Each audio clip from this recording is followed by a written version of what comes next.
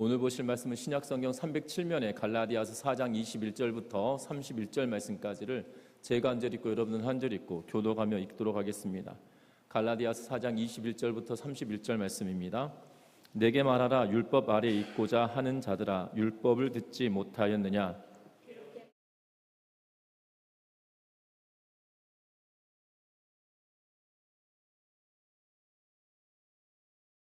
여종에게서는 육체를 따라 낳고 자유 있는 여자에게서는 약속으로 말미암았느니라.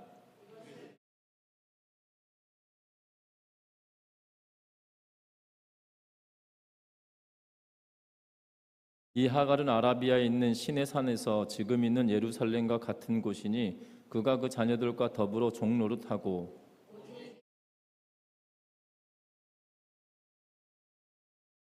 기록된 바 잉태하지 못한 자여 즐거워하라. 산고를 모르는 자여 소리질러 외치라. 이는 홀로 사는 자의 자녀가 남편 있는 자의 자녀보다 많음이라 하였으니 그러나 그때의 육체를 따라 난 자가 성령을 따라 난 자를 박해한 것 같이 이제도 그러하도다.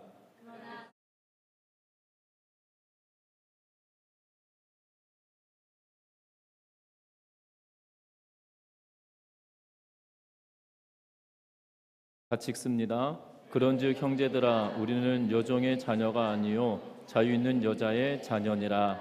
아멘. 우리 서로 인사 나누고 말씀 나눕니다. 사랑하고 축복합니다. 그러니까 앞에 연두색이 아니라 제 얼굴이 나오니까 좋은 것 같습니다. 아침에는 연두색으로 계속 있어가지고 죄송하기도 하고 깜짝 놀라기도 하고, 예배 시간에 갑자기 그러는 바람에 저도 정신이 없어가지고 설교를 어떻게 했는지, 사실 코로 했는지 입으로 했는지 기억도 안 나고 그렇습니다. 근데 오늘 또 이렇게 이 영상이 다시 잘 나오니까 개인적으로 기계를 위해서도 기도해야겠구나라는 생각이 한상 드는 것 같습니다. 오늘 성경은 이 인생의 기쁨은 하나님의 은혜를 누리는 것으로부터 인생의 기쁨을 경험하게 된다는 사실입니다. 세상에 어떤 좋고 기쁜 것도 있다 할지라도 그것은 이 한계를 가지고 있다는 거죠. 그래서 이 혹자들이 이렇게 말합니다. 신발을 사면 이틀이 즐겁고, 차를 사면 한 달이 기쁘고, 집을 사면 1년이 즐겁다라고 이야기하는 것을 보게 됩니다. 여러분들 무엇을 사고 내 마음에 뭔가 충족하게 되면 그것이 기쁨이 이틀이기도 하고 또한 일주일이기도 하고 한 달이기도 하고 1년이기도 한데요. 그 기쁨이 어느덧 사라져 버려가는 것을 보게 되죠. 그런데 인생의 기쁨은, 참된 기쁨은 어디서 누리게 되느냐? 하나님을 아는 것으로 인하여서 기뻐지게 된다라는 사실입니다. 분명한 것은 저와 여러분들의 신앙이 이 정도 똑같다라는 거죠. 그래서 찰스 스펄전이 그의 이 설교 가운데 이렇게 내용을 한 것이 있습니다. 뭐라고 이야기하냐면, 찰스 스펄전 목사님이 주일날 예배를 마치고 나서 집으로 가는 길이었다고 합니다. 마차를 타고 가는데 템즈강의 다리 위를 지나면서 템즈강이 딱 눈에 들어오는 거였어요. 그때 뭐라고 생각이 들었냐면, 내가 템즈강의 작은 물고기가 아닐까? 라는 생각이 들었답니다. 그러면서 뭐라고 덧붙여서 생각을 했냐면, 내가 이 물을 다 마셔버려서 템즈강이 다 말라버리면 어떡하지? 라고 생각이 번뜩 들더라는 거죠. 그러니까 마차를 타고 템즈강을 다리 건너 가보면서 강이 보이는데, 내가 템즈강 안에 사는 작은 물고기면 어떠나? 라고 하면서, 그런데 그 작은 물고기가 강물을 다 마셔가지고 강이 마르면 어떡하지? 라고 하면 쓸데없는 생각을 지금 찰스 스펄전 목사님이 하셨다는 거예요. 그때 하나님께서 이렇게 마음속으로 감동을 주시더랍니다. 뭐라고 말씀하시냐면, 마음껏 먹어라. 작은 물고기야. 네 은혜가 네게 족하다. 라고 하면서, 네가 마실 수 있으면 실컷 마셔서 말릴 수 있으면 말려봐라. 이렇게 말씀하셨다는 거죠. 그렇게 감동을 주셨다는 겁니다. 그러면서 또 이런 생각이 언뜻 들더랍니다. 뭐라고 생각드냐면, 내가 애굽을 통치하던 시대에 작은 생지가 아닐까라는 생각이 들더라는 거죠. 그때 풍년이 들었을 때, 지금 요셉 시대 7년의 풍년이 들지 않습니까? 그 7년의 풍년이 들었을 때 그 작은 생지가 그 곳간에 곡식을 다 먹어버려서 풍년의 때 흉년을 들게 하면 어떡하지? 라는 생각이 들더랍니다. 그때 마음속으로 이런 소리가 들리더라는 거예요. 요셉의 목소리로 이렇게 말하더라는 겁니다. 마음껏 먹어라 이 생지야 라고 하면서, 마음껏 먹어라 이 생지야 라고 하면서 네가 먹을 만큼 먹어보아라 라고 이렇게 이야기하더라는 거죠. 그러면서 또 이런 생각이 들더랍니다. 내가 등산을 하는 한 사람이면 어떻게 하나 라는 생각이 들어서, 그러면서 뒤따라오는 생각이 이렇다는 거죠. 내가 산을 올라가면서 숨을 헐떡거려서 이 공기를 내가 다 마셔버리면 어떻게 하나, 다른 사람들이 공기가 없어서 죽으면 어떻게 하나 라는 생각이 버떡 들더라는 겁니다. 그때 또 하나님께서 하늘을 열어주시며 이렇게 말씀하셨다는 거죠. 네가 마실 수 있는 만큼만 먹어봐라 라고 이렇게 감동을 주시더라는 겁니다.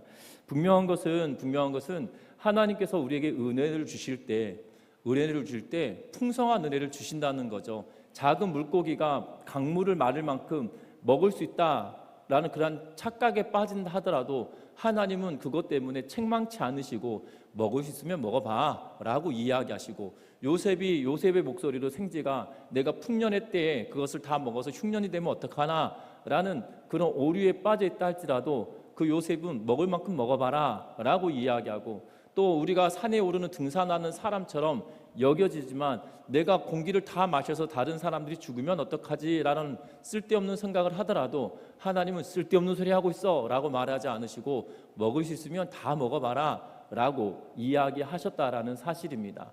하나님의 은혜는 이렇습니다. 우리에게 넘치도록 채워주시는 것이 하나님의 은혜이고, 넘치도록 채워주셔서 우리가 불안해하지도 않고 하나님은 더 많은 것을 허락하시는 분이 그 하나님이시라는 사실이죠. 특별히 우리가 찬양 가운데도 이런 찬양이 있죠. 내가 구하는 것보다 더하여 주실 은혜가 있다라고 우리는 말하고 고백하고 있는 것을 보게 됩니다.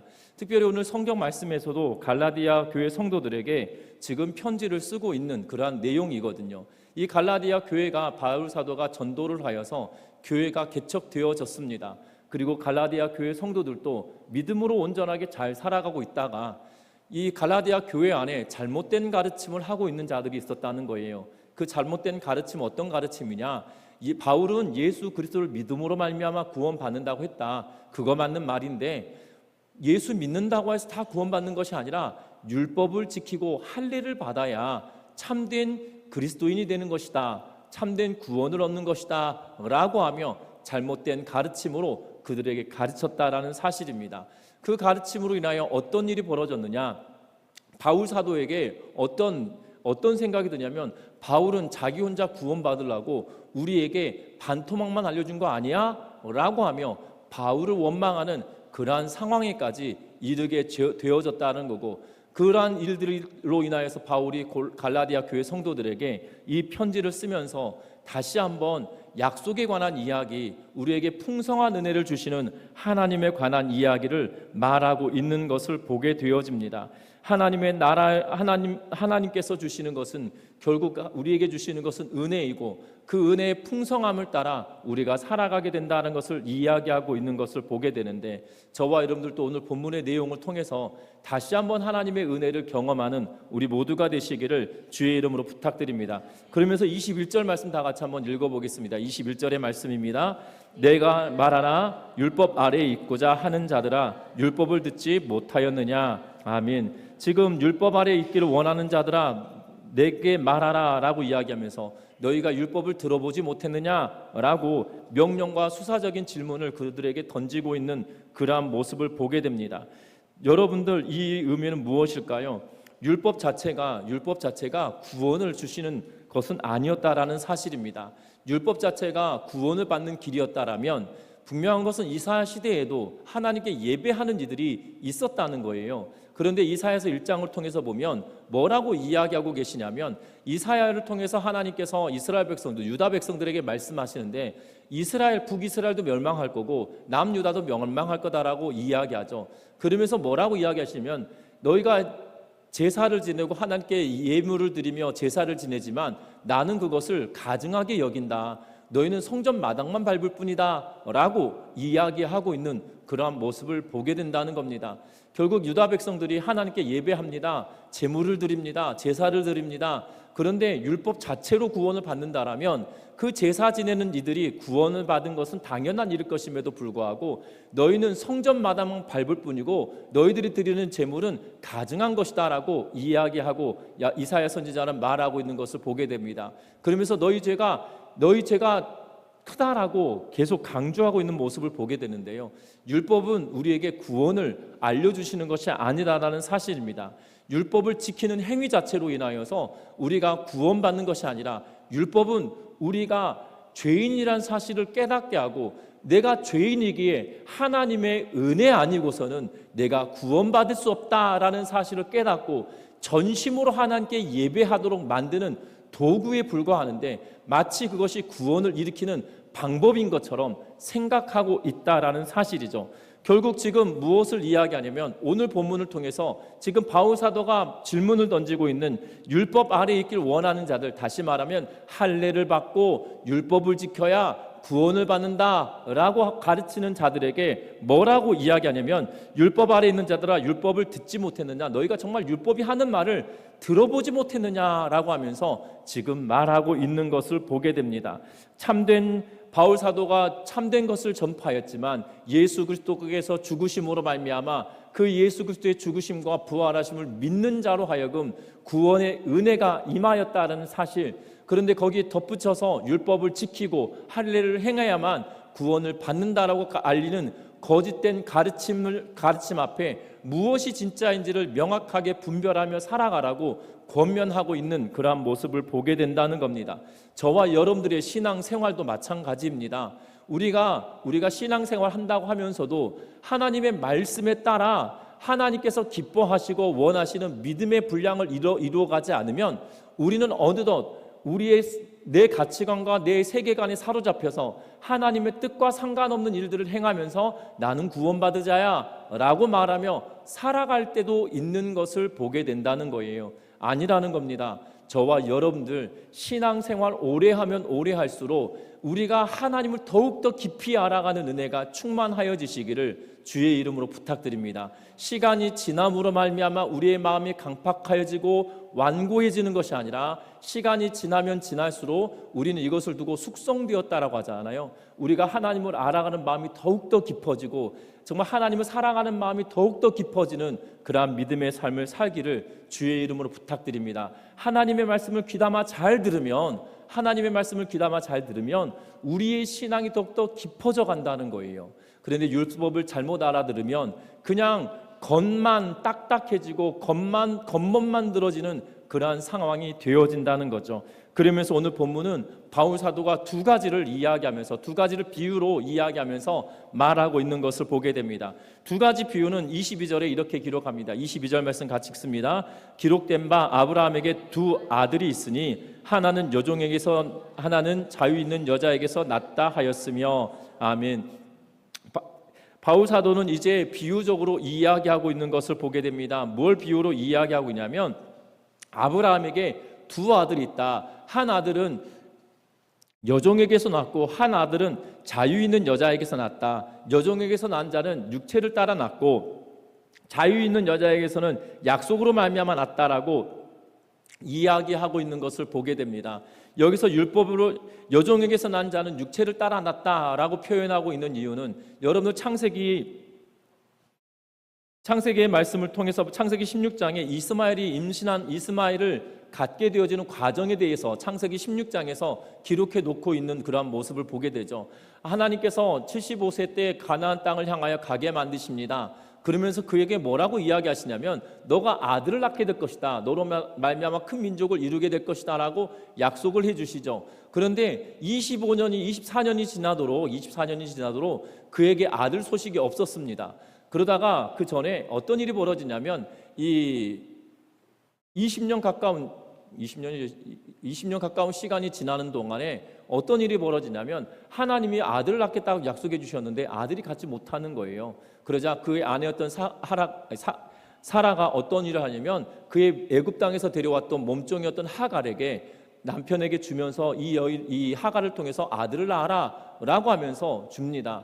결국 하나님의 약속은 어디에 있습니까? 사라를 통해서 이삭을 주시겠다는 거였는데 지금 사라의 생각은 뭡니까? 하갈을 통해서 아들을 얻겠다라고 하는 하나님의 약속이 아니라 지금 사라의 생각으로부터 나온 것이기 때문에, 그래서 23절 이렇게 말합니다. 여종에게서 난 아들은 누구를 통해서 난 거라고요? 율법을 통해서, 육체를 따라 난 거다. 그러니까 사라의 임의적인 생각으로 인하여서 아들을 낳았기 때문에 하갈에서 낳은 자는, 종에게 낳은 아들은 육체로 따라 났다라는 거고, 사라를 통해서 낳은 아들 이삭은 어떤 겁니까? 하나님께서 언약을 통해, 약속을 통해서 이루어지고 그 약속을 통하여 탄생되었기 때문에 자유 있는 자에게 낳은 자는 약속으로 말미암았다라고 지금 말하고 있는 것을 보게 된다는 겁니다.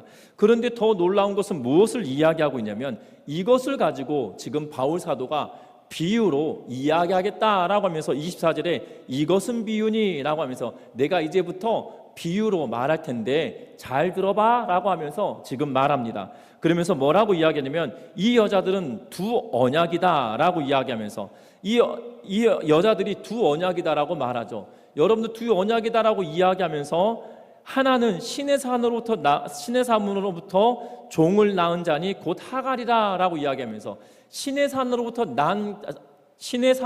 난 것이 뭡니까? 율법이거든요. 그런데 지금 뭐라고 비유하고 있냐면, 신의 산에서 난 율법은 누구로부터 말미암은 거냐면 하갈과 같은 존재야 라고 이야기하고 있어요. 그러면서 하갈은 아라비에 있는 신의 산으로서 지금 있는 예루살렘과 같은 곳이다. 신의 산, 예루살렘, 그리고 하갈, 이것을 하나의 묶음으로 묶어가지고 같은 종류야 라고 이야기하고 있는 거예요. 율법으로 육체로 난 것이다 라고 이야기하면서 말합니다. 그러면서 또 하나가 있죠. 26절에 보면 오직 위에 있는 예루살렘, 여기서 위에 있는 예루살렘이라고 하는 것이 중요합니다. 위에 있는 예루살렘은 하나님의 나라를 상징하고 있어요. 그렇게 의미하고 있는 걸 보게 되죠. 그러면 하나님의 나라로부터 온 것은 자유자니 곧 우리 어머니다 라고 하면서 결국 사라는 자유자이고 그 자유자는 위에 있는 예루살렘과 같은 존재다라고 말하고 있는 것을 보게 되죠. 그러면서 뭐라고 이야기합니까? 27절에 같이 한번 27절 읽어볼까요? 기록된 바 잉태하지 못한 자여 즐거워하라. 산고를 모르는 자여 소리를 질러 외치라. 이는 홀로 사는 자의 자녀가 남편 있는 자의 자녀보다 많음이라. 아멘. 뭐라고 이야기하냐면, 오늘 보았던 이 말씀은 이사야서 54장 1절 말씀을 인용하면서 기록하였다라고 여러분들 각주 보면 나와 있는데요.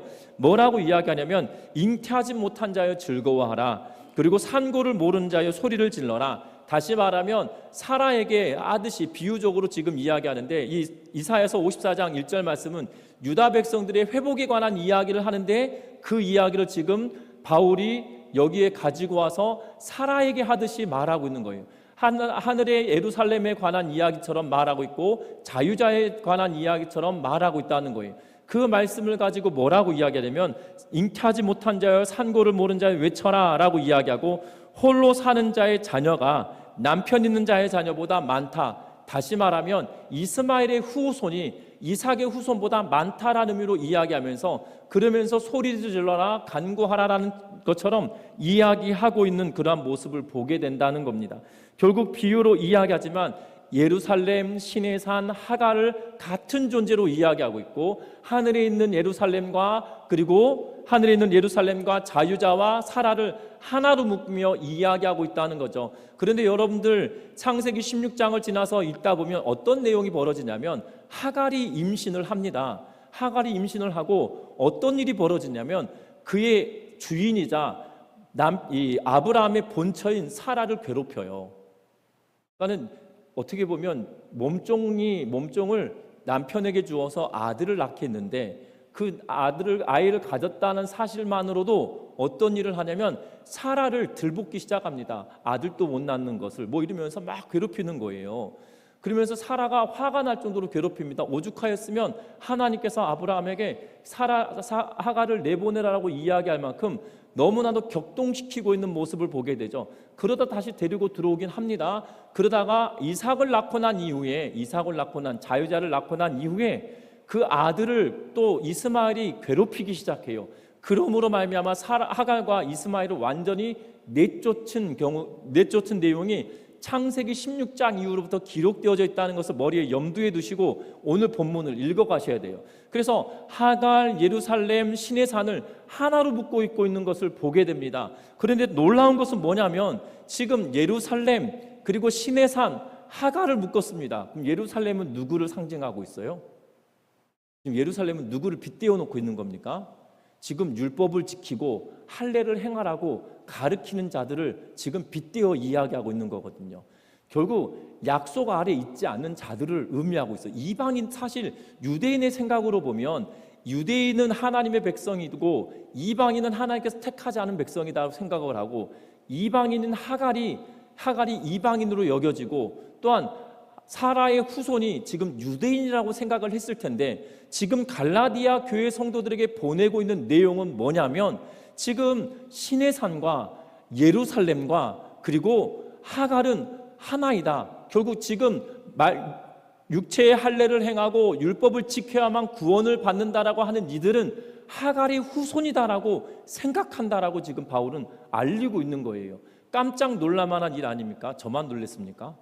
예. 지금 오늘 갈라디아 교회 성도들에게 바울 사도가 뭐라고 이야기하냐면, 할례를 행하고 육체의 할례를 행하고 율법을 지키는 자들은 하갈과 같고 신의 산과 같고 그리고 지금 예루살렘과 같다라고 이야기하고 있는 것을 보게 되어져요. 예루살렘을 왜 예루살렘이라 표현하고 있는 걸까요? 예루살렘 사람들이 누구를 죽였습니까?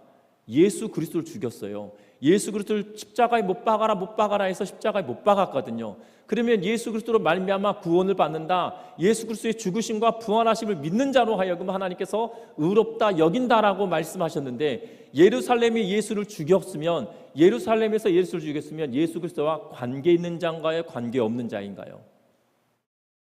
질문이 어려운가요? 예. 예수님을 예루살렘의 사람들이 죽였어요. 그러면 예수님과 관계 있는 자인가요? 관계 없는 자인가요? 원수지간이잖아요. 예수를 죽였으면.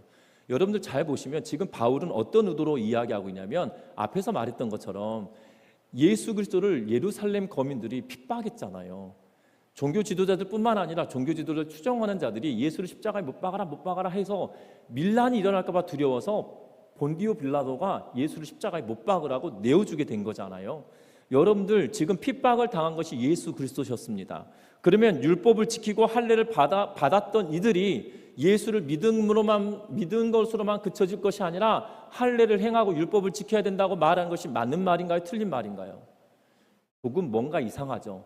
예수를 죽인 자들이 예수 믿는 거 당연하지만 할례를 받고 또한 율법을 지켜야만 구원받는다라고 말하는 것은 뭔가 이상한 거예요.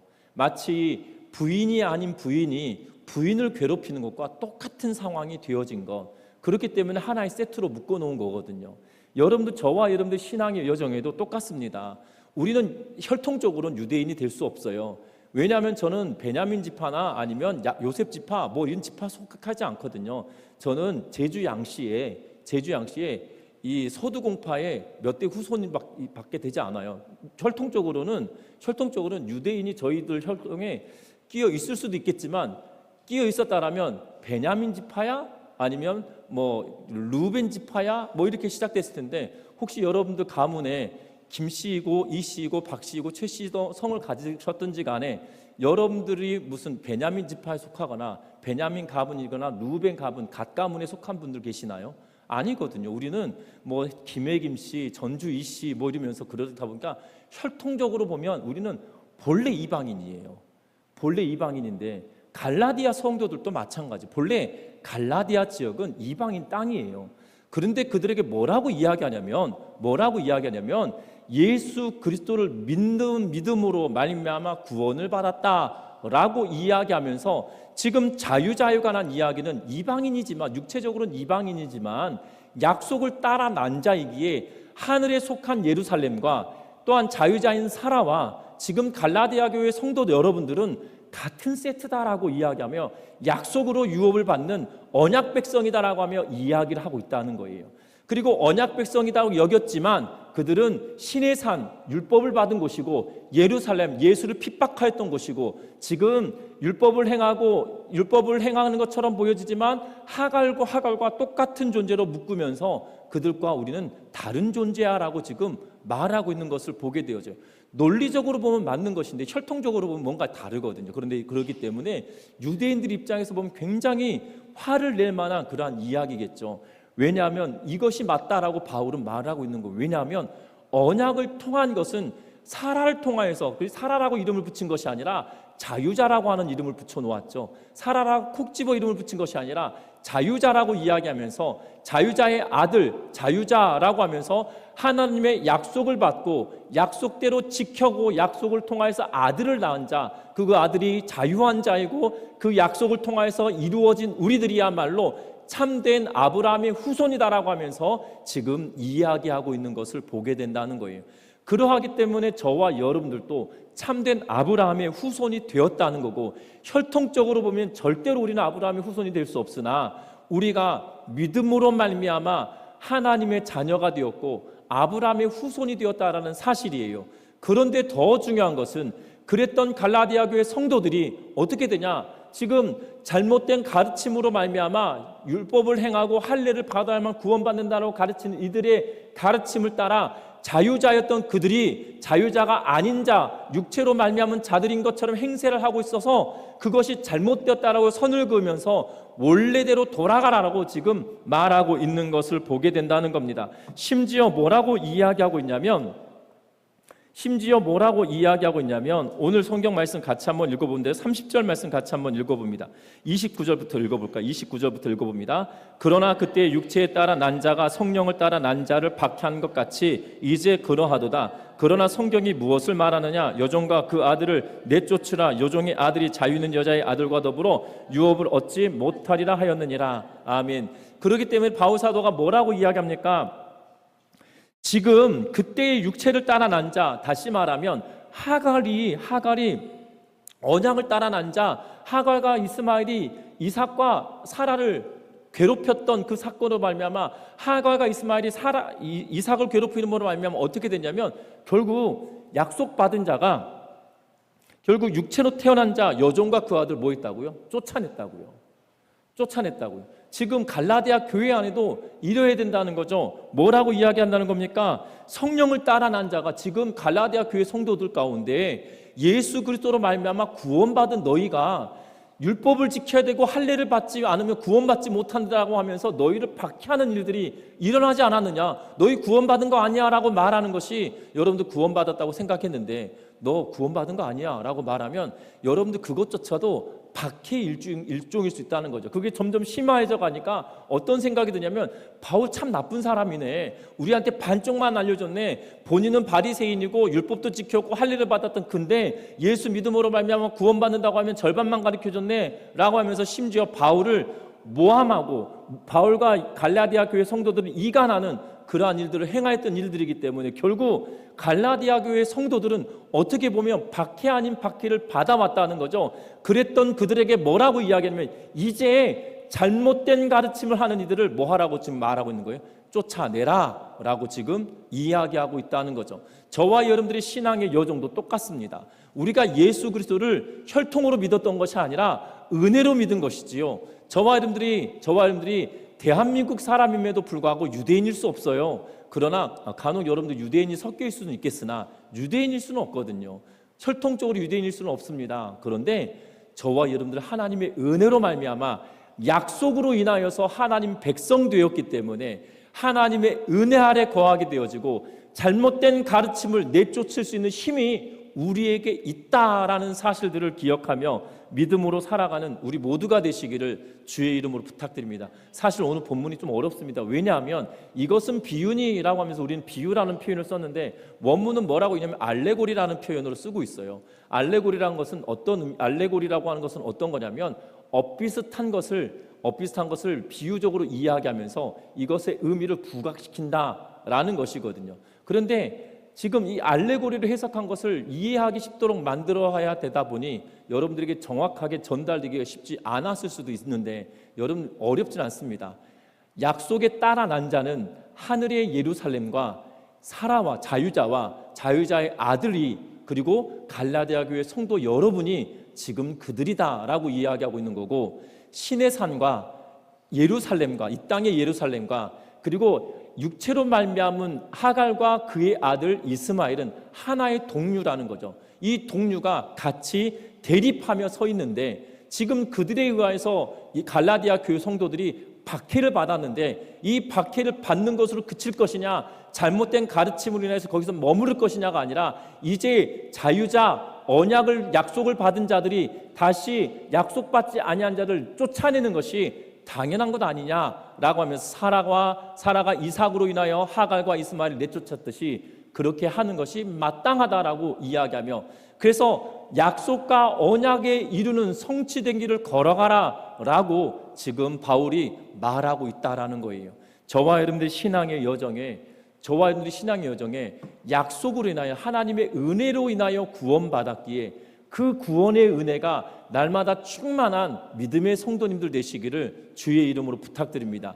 이 은혜를 놓쳐버리면요, 나는 혈통적으로 유대인이 아님에도 불구하고 유대인인 척하며 행세하는 이들이 우리 안에 생겨나기 시작해요. 제가 이 교육전도사님 시절부터 시작해서 32년째 지금 교역자 생활을 하고 있는데요, 참 안타까운 것은 간혹 교회 성도님들 가운데 이런 분들 계세요. 그러니까 신앙생활이 몇십 년 되셨다고 하는 분들이 겸손하고 정말 은혜 가운데 거하신 분들 계세요. 그런데 몇십 년 동안 신앙생활 하셨다고 하면서도 굉장히 완고하고, 그리고 이 하나님 말씀대로 사는 것이 아니라 자기 생각대로 살면서 나 예수 믿는다고 이야기를 해요. 그러면서 주변의 사람들이 힘들게 하고 있을 뿐만 아니라, 정말 저분이 구원받은 사람 맞아? 라고 생각이 들 만큼 정말 답답할 때가 있거든요. 제가 대학 다닐 때도 마찬가지로 저희 학교 이사장님이 장로님이셨어요. 장로님이셨는데 돈 욕심이 얼마나 많으셨는지, 진짜 예수 믿는 사람이 어쩌면 저럴 수 있어 라고 생각이 들 정도로, 악행을 행해요. 그런데 본인 뭐라 하냐면, 나는 하나님의 은혜로 살아간 사람이라고 그렇게 말하고 다녀요. 제가 볼 때 하나님의 은혜로 사는 게 아니라 본인의 욕심으로 사는 것 같거든요. 그거 정말 하나님의 은혜로 산다라고 말하면 삶 자체도 그렇게 따라가야 되는데, 말은 하나님의 은혜로 살았다고 큰 소리 치시면서도 이 욕심이 얼마나 많으신지, 정말 학교가 이렇게 표현하면 안 되지만 지랄 맞는 상황이 되어서, 오죽하였으면 학생들이 1년 동안 학교를 문을 걸어 잠그고 1년 동안 데모를 하며 이 학교를 뒤집어 엎어야 되겠다는 생각을 가져야 될 만했던 그러한 상황이 있는데요, 아니거든요. 은혜로 사는 자는 은혜로 사는 삶에 걸맞게 살아가세요. 근데 신앙생활하면서 수십 년 살아오면서 정말 풍성한 은혜로 살아가는 분들도 있고, 반면에 앞에서 말씀드렸던 그런 분도 있어요. 근데 우리는 어떤 길을 선택하며 살아가길 원하시나요? 평생을 신앙생활하면서 정말 숙성되어서 정말 사람들에게 정말 맛있다라고 표현되어지는 그런 숙성된 삶을 살길 원하시나요?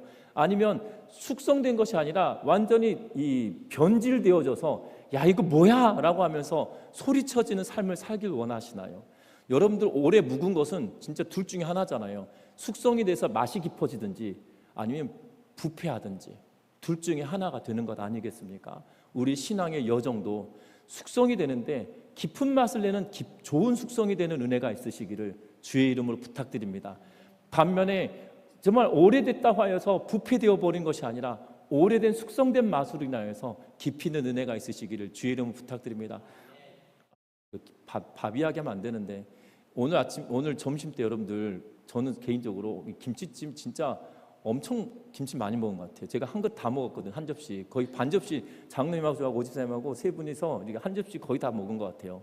먹으면서도 이거 하나면 밥 다 먹겠는데요, 그러면서 세 분이서 그렇게 맛있다 그러면서 먹었거든요. 여러분들, 이 묵은 김치가 잘 묵어야 맛있는데요, 이게 잘 안 묵으면 입도 되기 싫거든요. 그렇지 않습니까? 사람의 입도 그러는데 신앙생활도 똑같습니다. 우리가 하나님의 은혜 아래 어떻게 살아낼까? 정말 하나님이 기뻐하신 게 뭘까? 하나님이 원하시는 건 뭘까? 거기에 고민하며 살아가면 우리는 정말 숙성되어져 가는 신앙생활이거든요. 그런데 내 마음대로 내가 원하는 대로 신앙생활하면서 하나님의 은혜다라고 말하면 그것은 부패의 자리를 가기 쉽다는 걸 기억하면서 저와 여러분들이 은혜의 자리에 숙성되어져 가는 믿음의 성도님들 되시기를 주의 이름으로 부탁드립니다. 기도하겠습니다.